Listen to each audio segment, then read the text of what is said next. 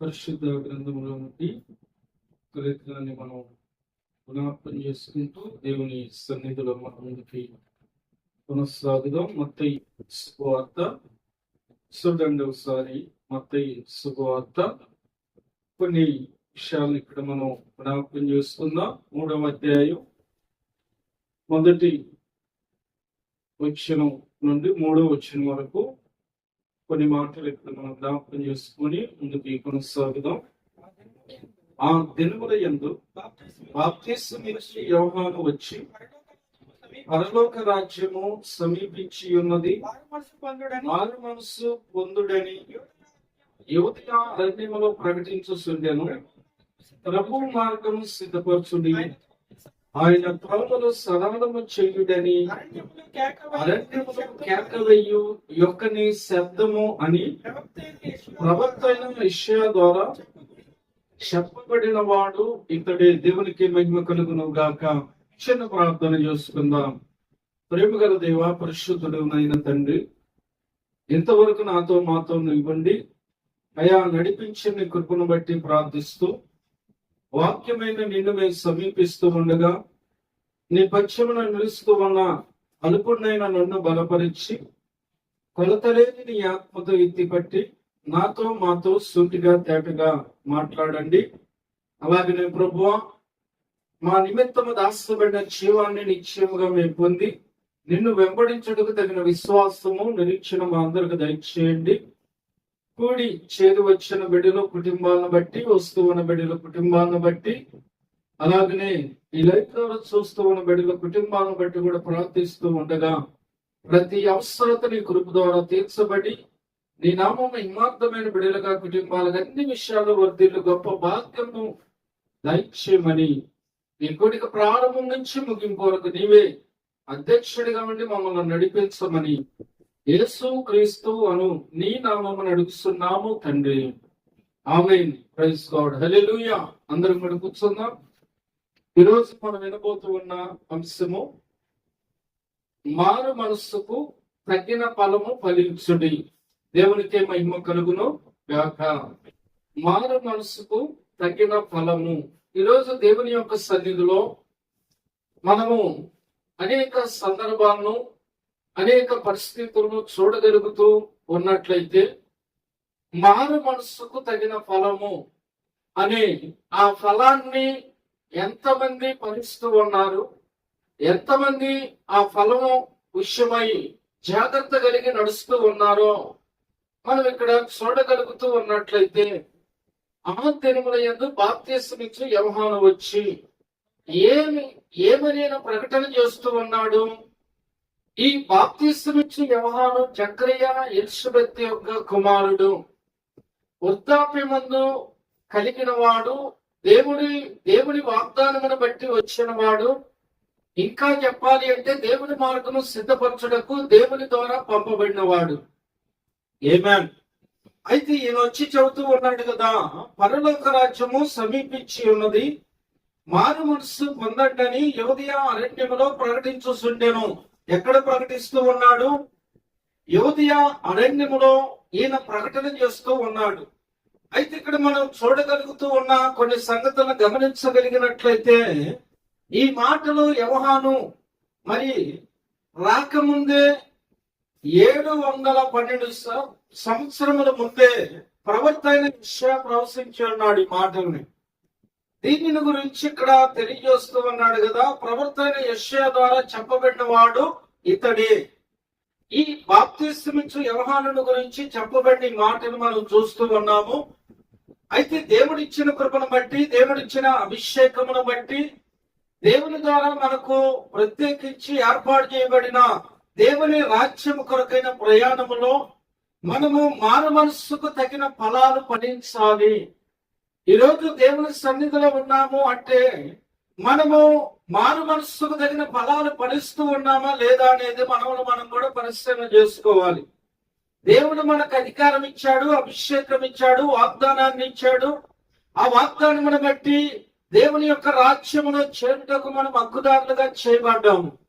అందుకే ఇక్కడ ఈ మాటల గురించి ఈ బాప్తిస్మమిచ్చే యోహాను వచ్చి ప్రకటన చేస్తూ ఆ మారు మనసు యొక్క మనముల గురించి ఆయన అంటూ ఉన్నాడు కదా, ప్రభు మార్గము సిద్ధపరచుడి, ఆయన త్రోవలు సరళము చెయ్యండి అని అరణ్యములో కేక వేయు నొక్కని శబ్దము అని ప్రవక్త అయిన యెషయా ద్వారా చెప్పబడిన వాడు ఇతడే.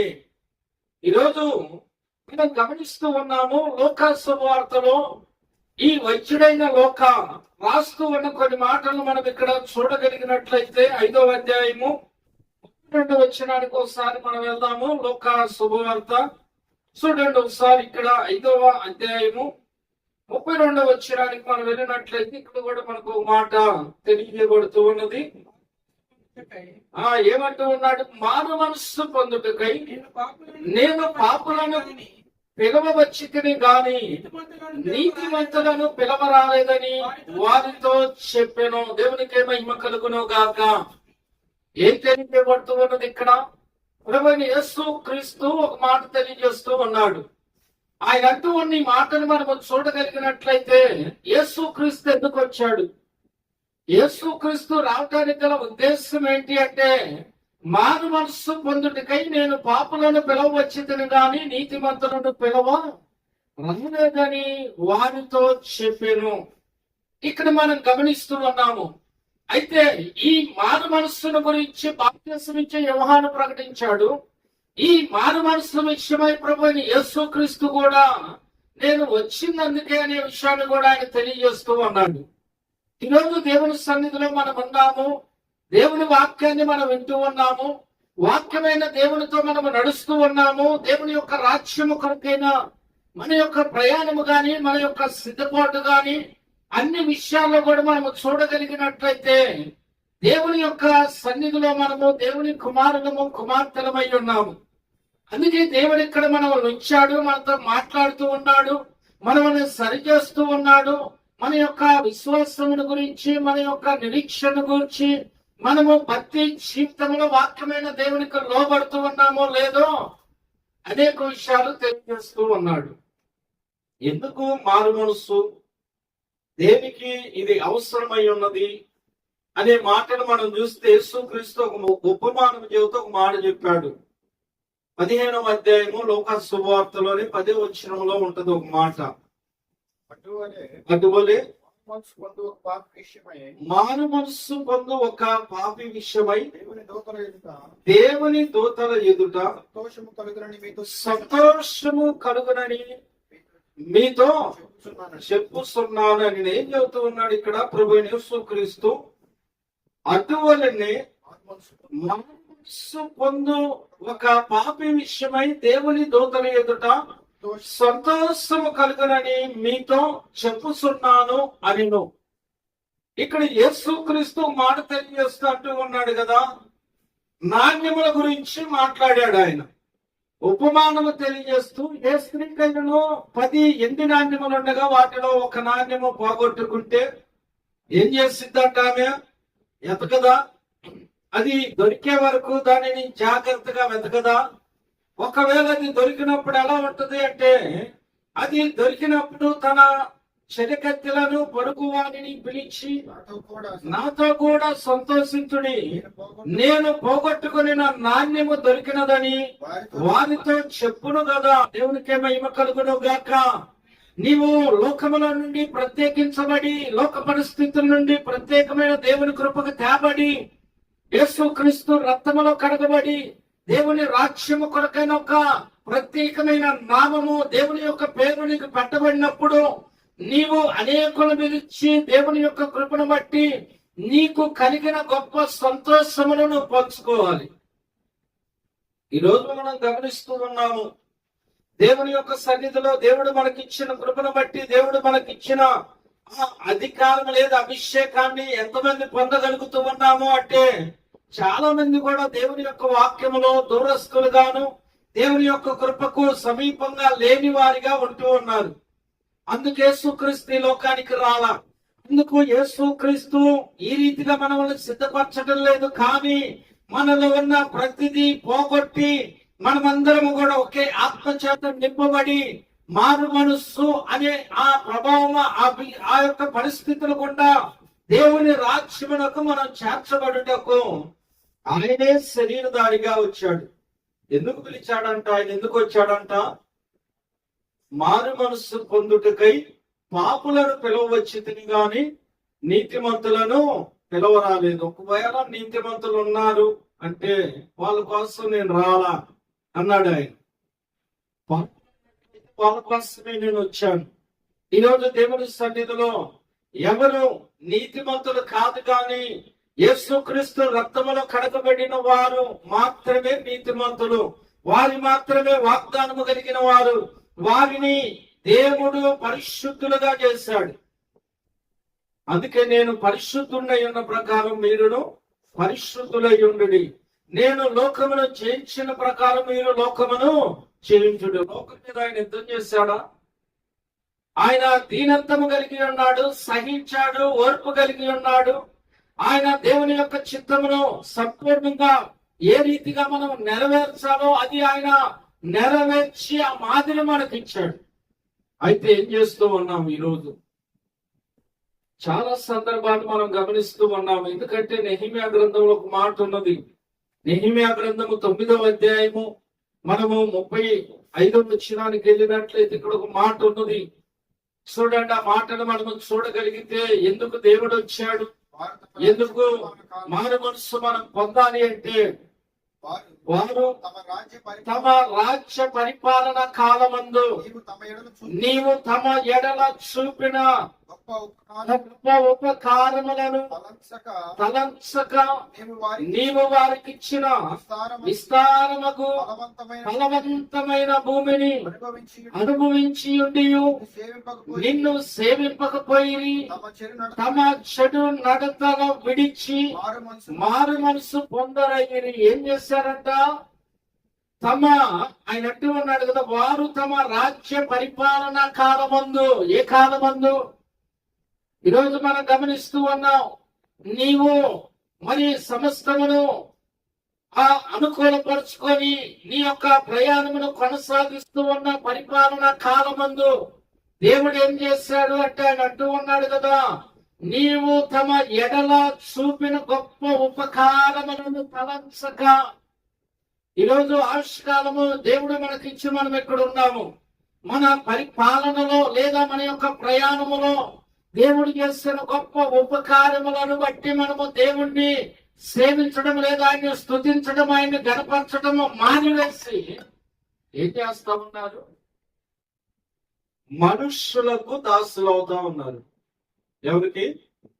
మనుషులకు దాసులు అవుతా ఉన్నారు. ఇది నిజముగా చాలా బాధాకరమైన పరిస్థితులు తెలియజేస్తూ ఉన్నాం. అందుకే ఆయన అంటూ ఉన్న మాటను మనం చూస్తే కింద వచ్చినానికి వస్తే, సిద్ధగించుము, నేడు మేము దాస్యములో ఉన్నాము, దాని ఫలమును దాని సమృద్ధిని అనుభవించినట్లు నీవు మా పితరులకు దయచేసిన భూమి యందే మేము దాసులమై ఉన్నాము.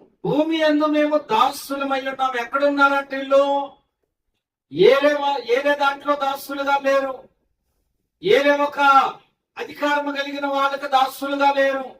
వీళ్ళు ఎక్కడ దాసులుగా ఉన్నారంటే దేవుడు పితరులకు ఇచ్చిన వాగ్దాన భూమిలో, అంటే ఏళ్ళ భూమిలోనే, ఏళ్ళ సొత్తులోనే, వీళ్ళ యొక్క వాగ్దానములోనే వీళ్ళు ఏమై ఉన్నారంటే ఏరే వాళ్ళకు దాసులై ఉన్నారు. కారణం ఏంటి? దేవుడు చేసిన గొప్ప కార్యములను బట్టి, వారి రాజ్య పరిపాలన కాలమందు ఆయన చేసిన గొప్ప కార్యములను బట్టి వాళ్ళు ఏం చేశారంట? ఇక్కడ మనం గమనిస్తూ ఉన్నాము. ఏం చేశారు వాళ్ళంటే, ఆ పాపములను బట్టి నీవు మా మీద నియమించిన రాజులకు అతి విస్తారముగా ఫలమిచ్చుచున్నది. వారు తమకి ఇష్టము వచ్చినట్లు మా శరీరముల మీదను మా పశువుల మీదను అధికారము చూపుతున్నారు. కనుక మాకు చాలా శ్రమలు కలుగుతున్నవి. ఎందుకు కలుగుతూ ఉన్నవి? వీళ్ళ భూమి, వీళ్ళ వాగ్దానము, వీళ్ళ పితరులకు దేవుడు ఇచ్చినది. కానీ అక్కడనే వీళ్ళు ఏమై ఉన్నారంటే దాసులై ఉన్నారు. అవునా? దాసులై ఉన్నారు కనుక, ఎందుకు వీళ్ళు దాసులయ్యారంటే వీళ్ళకు మారు మనసు లేదు. ఎందుకు వీళ్ళు దాస్యంలో ఉన్నారంటే వీళ్ళు దేవునికి లోబడే స్వభావం లేదు. దేవుని యొక్క చిత్తమును బట్టి వాక్యమైన దేవుణ్ణి గణపరిచే విషయంలో గాని, సేవించే విషయంలో గాని, ఎందుకంటే వీళ్ళు పోషించిన దేవుడు, సంరక్షించిన దేవుడు. ఏందని మరి పగలు ఎండ దెబ్బైనను, రాత్రి ఎన్నిల దెబ్బైనను తగలకుండా నడిపించిన దేవుడు. కానీ వీళ్ళకి ఏమి లేదు, మారు మనసు లేదంట. అదేనా ఇక్కడ తెలియజేస్తూ ఉన్నది. తమ చెడు నడతలో విడిచి మారు మనసు పొందరగిరి. ఆలస్యాన్ని విడిచిపెట్టకుండా దేవుడు ఎన్ని అవకాశాలు ఇచ్చినా, దేవుడు ఎంతమంది ప్రవర్తనలు పంపినా, ఆ ప్రవర్తన ద్వారా అనేక విషయాలను బయటపరిచినప్పటికీ కూడా వీళ్ళు కలిగి ఉన్న విధానాన్ని మనం ఇక్కడ చూడగలుగుతూ ఉన్నట్లయితే ఎలాంటి పరిస్థితుల మధ్య నడుస్తూ ఉన్నారో మనం చూస్తున్నాం. అందుకే యేసు క్రీస్తుకు ముందు యోహాను పంపబడ్డాడు. యోహాను తర్వాత ప్రభువైన యేసు క్రీస్తే శరీరధారిగా కృపాసత్య సంపూర్ణుడుగా ఆయనే వచ్చాడు. దేనికి వచ్చాడు అంటే ఆయన చెప్పాడు కదా, మారు మనసు పొందుటకై పాపులను పిలవ వచ్చి తిని గాని నీతిమంతులను పిలవ రాలేదు. దేని విషయమై? మారు మనసు విషయమై. మారు మనసు చాలా ప్రాముఖ్యం. నీవు విశ్వాసము కలిగి ఉండాలన్నా మారు మనసు కావాలి. నీవు పాపాన్ని జయించాలన్నా నీకు మారు మనసు కావాలి. నీవు నీ శత్రువు విషయంలో నీవు సహనము కలిగి నిలబడి ఆ వ్యక్తిని జయించాలన్నా నీకు మారు మనసు కావాలి. హల్లెలూయా. ఇశ్రాయేలు ప్రజలు జయించుట నిజంగా మనం ఒక సందర్భాన్ని గమనిస్తే ఇశ్రాయేలు ప్రజలు తిరుగుబాటు చేస్తే ఏ దేశం కూడా వాళ్ళ ముందు నిలబడలేదు. ఎందుకంటే 20 లక్షల మంది కారు బలమని రాయబడ్డారు. హల్లెలూయా. దేశం అంతమంది ఉన్నారా అంటే ఇశ్రాయేల్ ప్రజలు తప్ప ఏ దేశం, ఏ రాజ్యం వాళ్ళకి ఎదురవుతున్నా కానీ అంతమంది ప్రజలు కలిగిన ఏది లేదు. ఐగుప్తే పెద్దది, వాళ్ళే వీళ్ళకు భయపడ్డారు. ఇక తర్వాత ఏ దేశమైనా, ఏ రాజ్యమైనా కానీ ఇంకంతకు మించిన జనాలు లేరు, తక్కువే ఉన్నారు. కానీ వీళ్ళు ఎక్కువ ఉన్నప్పటికీ వీళ్ళు దేవునికి లోబడ్డారు.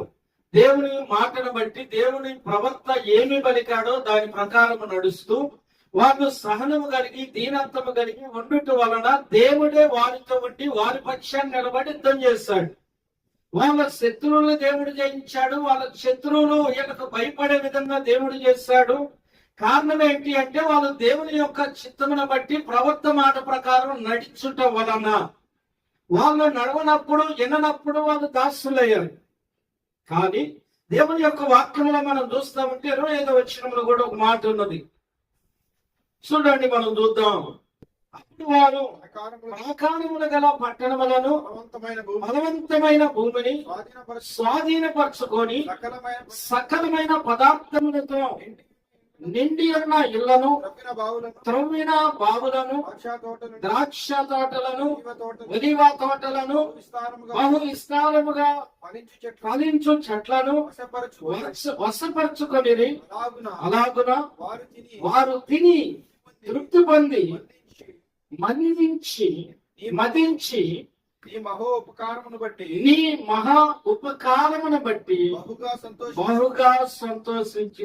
ఏం జరిగిందంట? దేవుడు సమృద్ధినిచ్చాడు వీళ్ళకి. వీళ్ళు వాగ్దానమును స్వతంత్రించుకున్నారు. ఏం జరిగింది తర్వాత?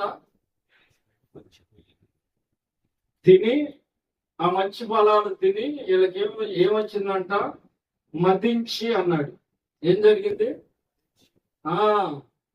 వీళ్ళు ఏం చేస్తున్నారు? ఇక సంతోషించారు. ఒలివ తోటలను, బహు విస్తారంగా ఫలించు చెట్లను వశపరుచుకొని అలాగున వారు తిని తృప్తి పొంది మదించి నీ మహా ఉపకారమును బట్టి బహుగా సంతోషించిరి. అయినను వారు అవిధేయులై నీ మీద తిరుగుబాటు చేసి నీ ధర్మశాస్త్రమును లక్ష్య పెట్టక త్రోసివేసి నీ తట్టు తిరగవలెనని తమకు ప్రకటన చేసిన నీ ప్రవర్తలను చంపి నీకు బహుగా ఇసుకు పుట్టించిరి. ఏం చేశారంట? ఎంత భయంకరం! ఎందుకు నువ్వు మారు మనస్సు పొందాలి అంటే, ఇక్కడ మనం చూస్తున్నాం కదా, దేవుడు వీళ్ళు తవ్వని బావులు ఇచ్చాడు, వీళ్ళు కట్టని పట్టణాలను ఇచ్చాడు, వీళ్ళకి సమృద్ధినిచ్చాడు, ఇళ్ళనిచ్చాడు. ఇటు పోయి కట్టుకోవాల్సిన పని కూడా లేదు. అలాంటి ఇళ్లను దేవుడు వీళ్ళకి ఇచ్చాడు. మంచి ఫలాలు కలిగిన చెట్లను ఇచ్చాడు, ఫలాలను ఇచ్చాడు. అలాగనే మనం చూడగలుగుతూ ఉన్నట్లయితే వారు అవన్నీ కూడా తిని మదించి ఏం చేశారంట? ఈరోజు దేవుని యొక్క వాక్యం మనం చూస్తుంటే, నీ మహా ఉపకారమును బట్టి వారు తిని తృప్తి పొంది అన్నాడు. మదించి ఏం చేశారంట? ఆ ఉపకారమును బట్టి బహుగా సంతోషించిన వాళ్ళు ఏం చేయాలి? దేవుడు ప్రవర్త వచ్చాడు, దేవుడు ప్రవర్త వచ్చినప్పుడు వినాలి లేదా? దేవుడు ఇచ్చింది తిన్నారు, దేవుడు ఇచ్చిన క్షేమంగా ఆ క్షేమకరమైన స్థితిలో వాళ్ళు సంతోషంగా ఉన్నారు. కానీ ఆ దేవుడు పంపిన ప్రవర్తనను చంపి ఏం చేశారు? దేవుడికి ఇసుకు పుట్టించారు. ఈరోజు మనం గమనిస్తూ ఉన్నాము, దేవుని వాక్యమును వింటూ ఉన్న మనము, వాక్యమైన దేవునితో నడుస్తూ ఉన్న మనము, ఏ విషయంలో మనము నమ్మకస్తులమై ఉండాలో, ఏ విషయంలో దేవుని యొక్క చిత్తమును జరిగించడానికి తగిన సిద్ధపాటు కలిగి ఉండాలో చాలా జాగ్రత్తగా మనం పరిశీలన చేసుకోగలిగినట్లయితే దేవుడు తన వాక్యము ద్వారా నీతో నాతో మాట్లాడుతూ ఉన్నాడు. హల్లెలూయా. చూడండి, 55వ కీర్తనలో ఒక మాట ఉన్నది. 19వ వచనము నుండి 21వ వచనం వరకు చూస్తే 55వ కీర్తనలో ఇక్కడ జాగ్రత్తగా మనం గమనిస్తే, పురాతన కాలము మొదలుకొని ఆసీనుడకు దేవుడు మారు మనస్సు లేని వారై తనకు భయపడని వారికి ఉత్తరమిచ్చెను. తమతో సమాధానముగా ఉన్న వారికి వారు బలత్కారము చేయుదురు. తాము చేసిన నిబంధన నతిక్రమిత్తురు. వారి నోటి మాటలు ఎన్నవలే మృదువుగానున్నవి, అయితే వారి హృదయములో కలహమున్నది. వారి మాటలు సమరు కంటే నునుపైనవి, అయితే అవి వరదీసిన కత్తులే.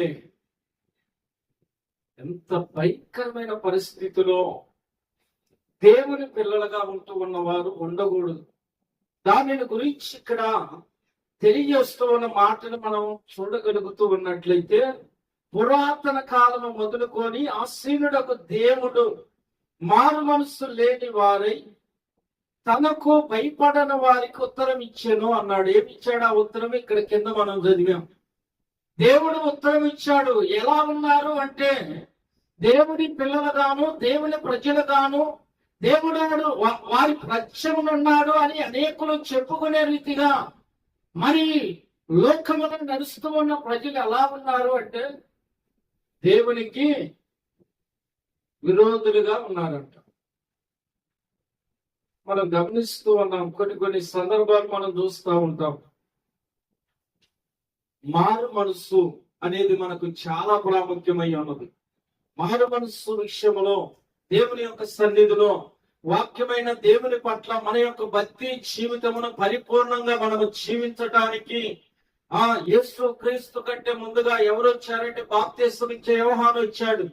అయితే యోహాను సమయము అయినాక యేసు క్రీస్తు వచ్చేట్టు ఉన్నాడు. దేవుని రాజ్యము సమీపించినది, మారు మనస్సు పొందండి అని.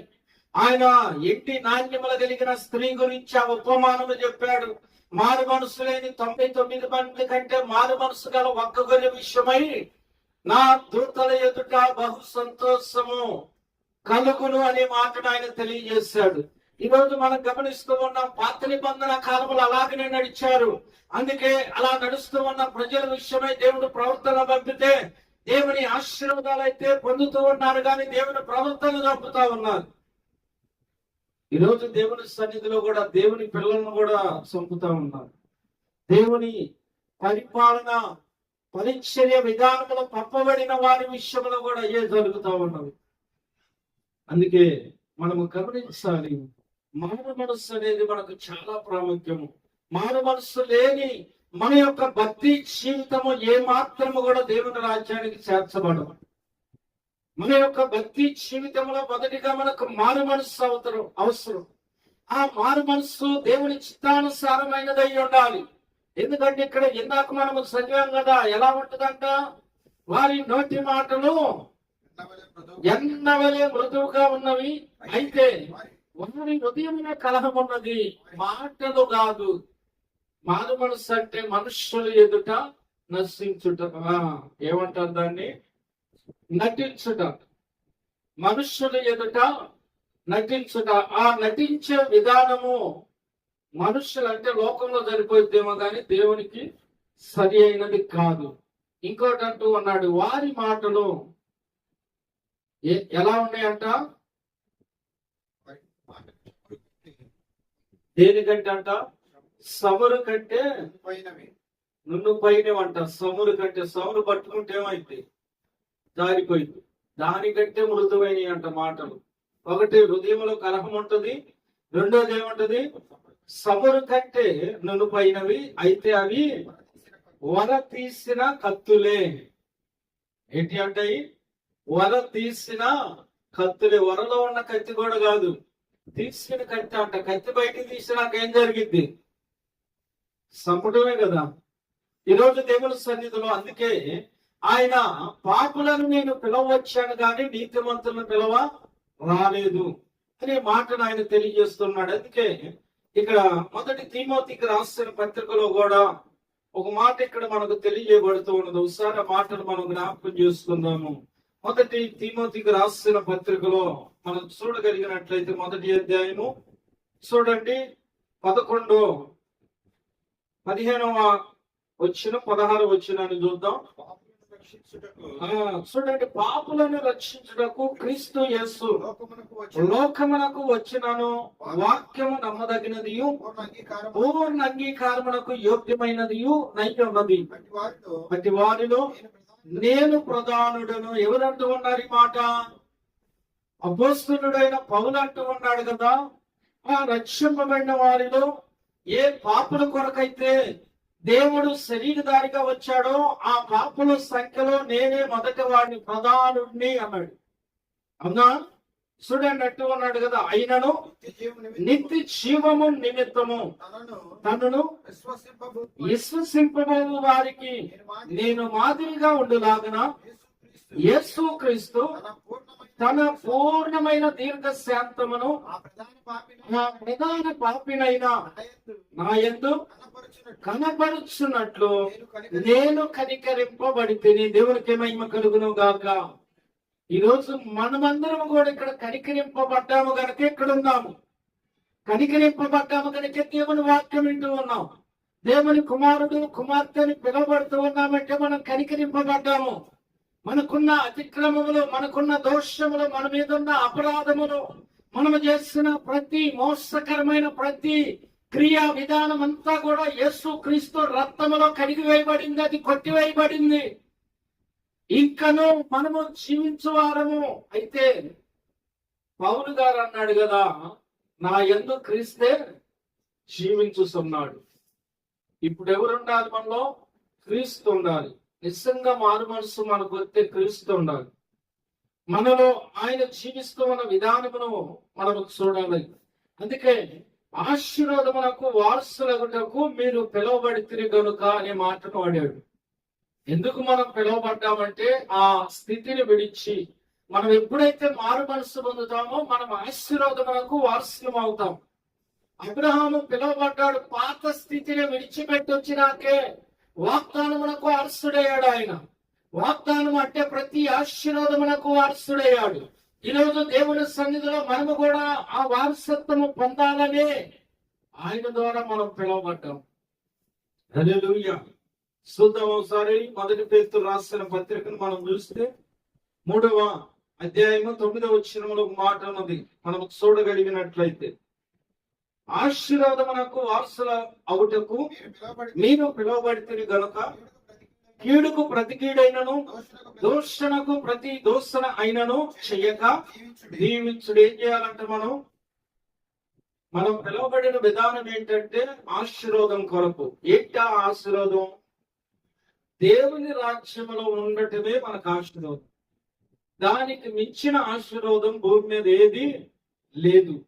దేవుని రాజ్యంలో ఉండుటకు మనం పిలువబడ్డాము. ఆ ఆశీర్వాదం కొరకే మనం పిలువబడ్డాం.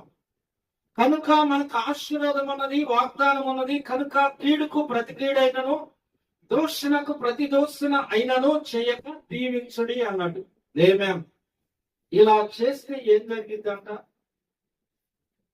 అలా ఎవరు చేస్తారు, ఎవరు చేయగలరు? అలా అంటే కింద వచ్చిన ఉన్నది కదా, జీవమును ప్రేమించి మంచి దినమును చూడగోరు వాడు చెడ్డదానిని పలకకుండా తన నాలుకను కపటపు మాటలు చెప్పకుండా తన పెదవులను కాసుకొనవలెను. దేవునికి మహిమ కలుగును గాక.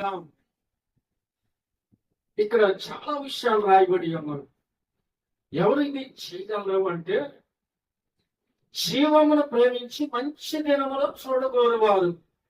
ఏంటా మంచి దినాలు అంటే? దేవుని రాజ్యంలో నువ్వు చేర్చబడుట. దేవుని రాజ్యమునకు నువ్వు కొనిపోబడుట కంటే నీకు మంచి దినం ఏదీ లేదు. నీకు ఆస్తులు రావచ్చు, అధికారం రావచ్చు, ఘనత రావచ్చు, ఏ పేరైనా రావచ్చేమో గాని అది వచ్చి అలా పోయింది. అయితే మంచి దినములను చూడగోరితే ఆ దినము వచ్చి పోయేది కాదు, కానీ అది నిత్యము నిలిచిండే దినం.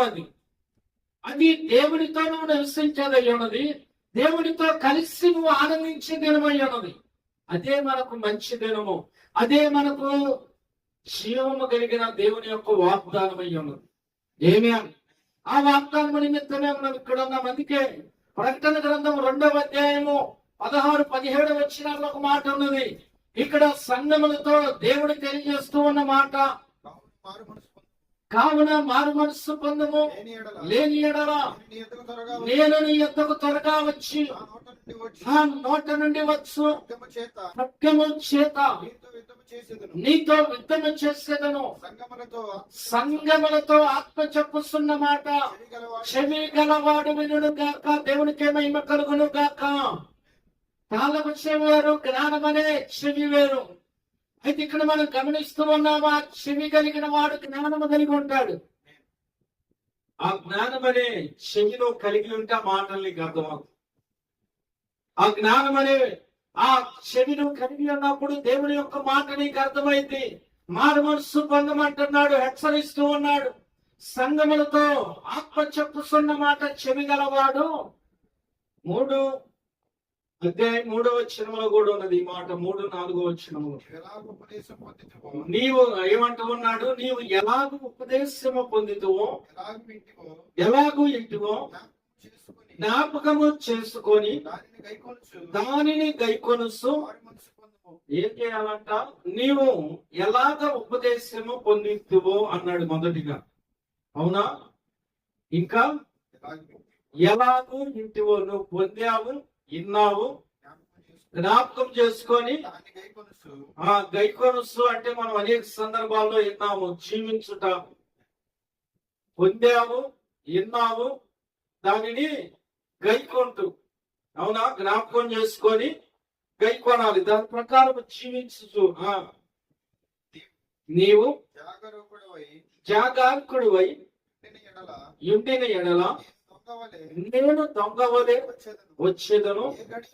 ఏ గడియను నీ మీదకు వచ్చేదను నీకు తెలియదు కనుక. అయితే తమ వస్త్రములను అపవిత్రపరచుకొనని కొందరు సార్దీసులో ఎక్కడున్నారంట?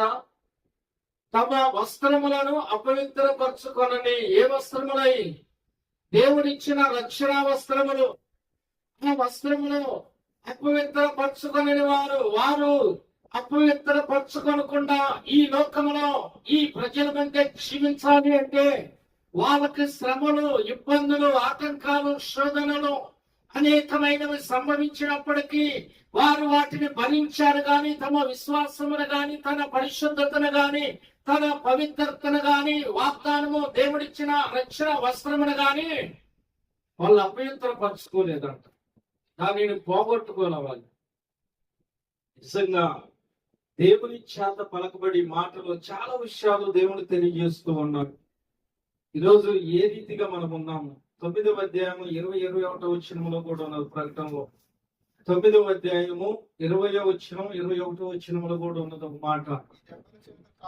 ఈ దెబ్బల చేత సావక మిగిలిన జనులు దెయ్యములను చూడను, వినను, నడవను, శక్తి లేనివై, బంగారు ఎండి కంచురాయి, కర్రలతో చేయబడిన తన హస్తకృతములైన విగ్రహములను పూజింపకుండా విడిచిపెట్టినట్లు ఏం చేయలేదాక మారు మనస్సు. భయంకరమైన పరిస్థితి. దేవుడేమో మారు మనస్సు పొందమంటే, నేను మారు మనస్సు పొందాను, ఇక లోకంలో దేవుడు తప్ప నాకు ఏది అవసరం లేదని బాప్తీసం కాడికి వెళ్ళి వాగ్దానం చేసి యేసు క్రీస్తు నామములో బాప్తీసం తీసుకొని లోకంలో మరలా ఆ బాప్తీసం తీసుకొని ఒడ్డుకొచ్చినాక వచ్చే ఆలోచనలు ఏంటంటే, మన పితృల కాలం నుండి వస్తున్నాయి కదా, మనం ఎలా వీటిని తీసేస్తాం, ఇప్పుడీ కాదు కదా. ఎవరు చెప్పేది? ఎలుపుల వారి గురించి కాదు, దేవుని రాజ్యం కొరకై తమను తాను సిద్ధపరచుకున్న వారి కొరకై చెప్పబడుతూ ఉన్న మాటలు. ఏమంటారంటే వచ్చి వాళ్ళ మనసులో ఉన్న దేనిని బానేయకుండా, అంటే మారు మనసు లేదు అన్నాడు. ఇవన్నీ విడిచిపెట్టి మారు మనసు పొందక ఏం చేస్తున్నారంటే వాళ్ళు ఎన్ని కలిగి నడుస్తూ ఉన్నారు. ఈరోజు దేవుని సన్నిధిలో మనం అలాగుండాలని దేవుడు పిలిచాడా? అలా నడవాలని దేవుడు పిలిచాడా? గమనించండి. దేవుడు మనకిచ్చిన కృపను బట్టి మారు మనసుకు తగిన ఫలము ఫలించండి. లేకపోతే ఏంటి? దేవుడిచ్చి మనకిచ్చిన అధికారంలోనే మనం దాసులమై ఉంటున్నాం. ఇది నిజంగా చాలా బాధాకరం. కనుక దేవుని సన్నిధిలో మనం చూసాము, ఎవరి గురించి చూసాం? నెహెమ్యా గ్రంథంలో ఆ దేవుని పిల్లలు దేవుడు చేసిన గొప్ప కార్యములను మరి చూచినప్పుడు కూడా వాటిని బట్టి దేవుణ్ణి మరి గణపరచుట గాని, వాళ్ళు మారు మనస్సు మంది దేవుని వైపు తిరుగుట గాని చేయలేదు. అలాగనే దేవుడు ఇచ్చినవన్నీ ఆశీర్వాదకరమైన ఆహారం తిని దేవుని ప్రవర్తన కూడా చంపారు. ఈరోజు మనం అలా ఉండకూడదని దేవుడు వాక్యం ద్వారా మనతో మాట్లాడాడు గనక దేవుని సన్నిధిలో నమ్మకస్తులై వాక్యమైన దేవుని మార్గంలో మనము తగిన విశ్వాసం కలిగి జీవించాలని యేసుక్రీస్తు నామములో మీ అందరికి తెలియజేస్తూ ఈ మాటలను నేను ముగిస్తూ ఉన్నా. God bless you. దేవుడు మిమ్మల్ని అందరినీ కూడా దీవించి ఆశీర్వదించును గాక.